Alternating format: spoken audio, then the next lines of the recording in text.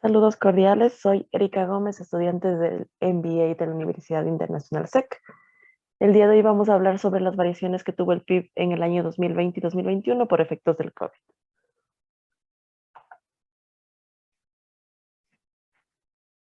Para hablar sobre este tema vamos a dar una introducción de lo que fue el COVID. El COVID es una enfermedad también conocida como COVID-2019. Apareció a finales de diciembre en Wuhan, China, el cual lo notificó a la Organización Mundial de la Salud el 31 de diciembre del 2019 y la OMS lo notificó formalmente como pandemia desde el 11 de marzo del 2019.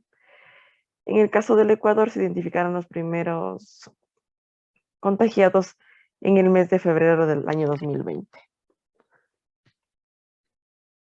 Desde su llegada al mundo, el mundo enfrentó una parálisis en su mayoría de actividades, sean estas económicas, sociales, personales, lo que generó un impacto muy significativo en la recesión económica que afectó en mayor o menor medida a nivel mundial en todos los países. La rapidez con la que se expandió el COVID provocó que todas las organizaciones, autoridades públicas y países tomen medidas aceleradas para tratar de contener el problema en todo ámbito. Este nos ha traído muchos cambios y afectaciones en los temas sociales, económicos y financieros. Ahora, ¿qué es el PIB? El Producto Interno Bruto, por sus siglas PIB, es un indicador económico que presenta el valor monetario de todos los bienes y servicios finales producidos por un país o por un territorio en un periodo específico. Es decir, es la sumatoria de todos los bienes y servicios que compró un consumidor final. Como podemos ver, la fórmula del PIB es la inversión más el consumo, más el gasto público, más las exportaciones, menos las importaciones. Cuando el PIB es mayor, significa que mayor es su capacidad económica y por ende existe mayor capacidad de generación de plazos de trabajo e inversión. A continuación tenemos el impacto de la pandemia en la economía del Ecuador. Como podemos ver, tenemos una línea histórica del crecimiento que ha tenido el PIB desde el año 2010. Este venía incrementando, sin embargo, en el año 2020 vemos una caída significativa que hizo que la economía decrezca en un 7.8% en el PIB. Es decir, la pandemia del COVID no solamente creó una emergencia sanitaria, sino también una emergencia económica que impactó directamente al desempeño de todos los países. A los planes de acciones iniciales de inmediatos que se tomaron fue una suspensión de movilidad de las personas, existieron bloqueos de fronteras, se afectaron a los funcionamientos de sectores productivos a todo nivel, desde grandes, medianas a pequeñas industrias y locales comerciales. En el cuadro de la parte inferior tenemos un resumen de todos los sectores o industrias principales que componen el PIB. Como vemos, manufactura es un 12%, comercio un 10%, enseñanza y servicios sociales y de salud es un 9% en relación al total del PIB. En el año 2019 podemos ver que se cerró con un PIB de 71 millones y vemos que el año 2017 terminó en 66.000 millones. Esto significó, como comentamos, una disminución de 7.75%. Y si lo vemos a nivel de cada industria, tenemos que la manufactura tuvo una disminución del 6.89%. En el comercio tenemos una afectación significativa del 8.19%. Enseñanza y servicios sociales un 7.31%. Petróleo y minas cayó un 8.89%, lo que en el año 2019, en comparación con el 2018, tuvo un incremento del 3.24%.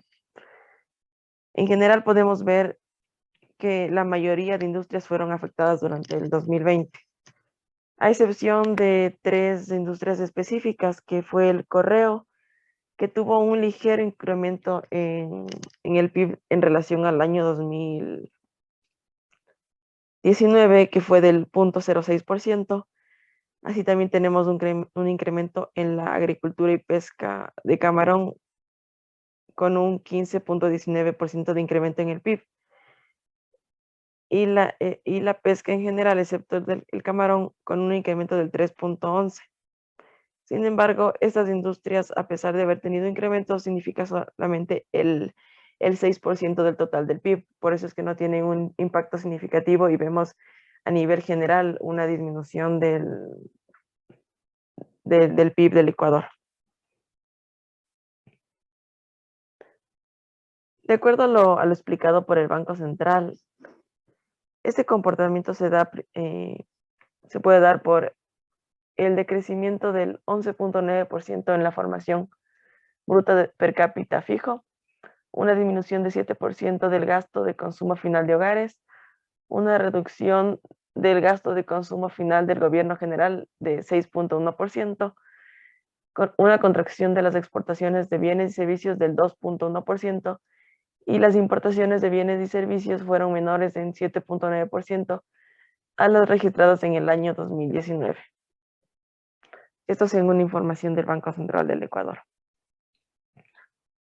A continuación podemos ver la trazabilidad que existió del Producto Interno Bruto a nivel de trimestres desde el año 2015 al segundo trimestre del año 2021.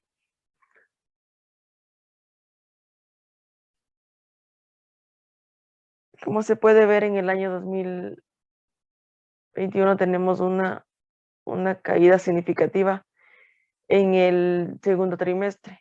Esto fue justamente en las fechas en el mes de marzo, que a finales del marzo e inicios de mayo se dio la parálisis total de movilidad de todos de la mayoría de sectores, exceptuando de los sectores prioritarios que teníamos, de industrias de alimentación y salud, pero en su mayoría las industrias se encontraron bloqueadas. No se podía ir a trabajar por los toques de queda que se implementaron. Entonces vemos una caída significativa en este periodo. Sin embargo, en el tercer trimestre se ve que hubo una recuperación, y en el trimestre 4 se mantuvo en relación al trimestre 3. En general vemos una creciente que se ve desde el tercer trimestre del año 2020 hasta el segundo trimestre del año 2021. Sin embargo, como se puede ver en la línea, no se ha alcanzado los niveles normales del PIB de lo que se venía manejando pre-pandemia. Adicionalmente, a los temas económicos, también se puede comentar que existieron otras afectaciones, como es el tema de la pérdida del empleo total a causa del COVID. Existieron otros problemas o afectaciones que se dieron a nivel de la salud por el tema del encierro, muchos nuevas enfermedades psicológicas que aparecieron. En el cuadro que se presenta a continuación, podemos ver las variaciones que existió en la región de Latinoamérica. En general, todos los países fueron afectados, a excepción de Venezuela, que es un caso muy excepcional y específico, que viene con una crisis previa que vemos que se ha ido mejorando. Sin embargo, los países que no tenían esta crisis, por decirlo así, han tenido una disminución en su PIB en el año 2020. Podemos mencionar algunos países como Argentina, que en el año 2019, a pesar de haber tenido un 2.1% de disminución del PIB, en el año 2020 vemos una afectación del 10%.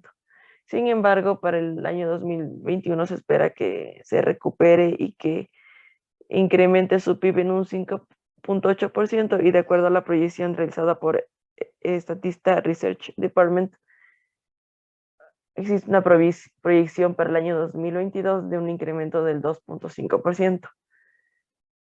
Otro de los porcentajes significativos que tenemos a nivel Latinoamérica es El Salvador, en el cual el año 2020 tuvo una caída del 8.6% en el PIB. Sin embargo, se espera que en el año 2021 este incremente hay un incremento en el 4.2%, y según la proyección para el año 2022 exista un 2.8% de incremento o recuperación del PIB. Otro país que también tuvo una afectación significativa, podemos hablar de Honduras, que a pesar de haber tenido un incremento en el año 2019 en relación al 2018 de 2.7% del PIB, en el año 2020 vemos una caída del 8%.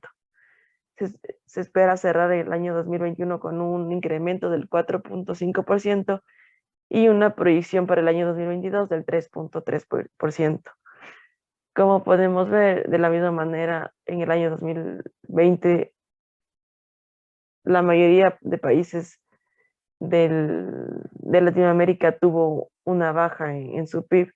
Sin embargo, se espera que a corto plazo, en el año 2021, se venga a recuperar de alguna manera, y en el año 2022 mantener la economía, viéndolo como un indicador al PIB.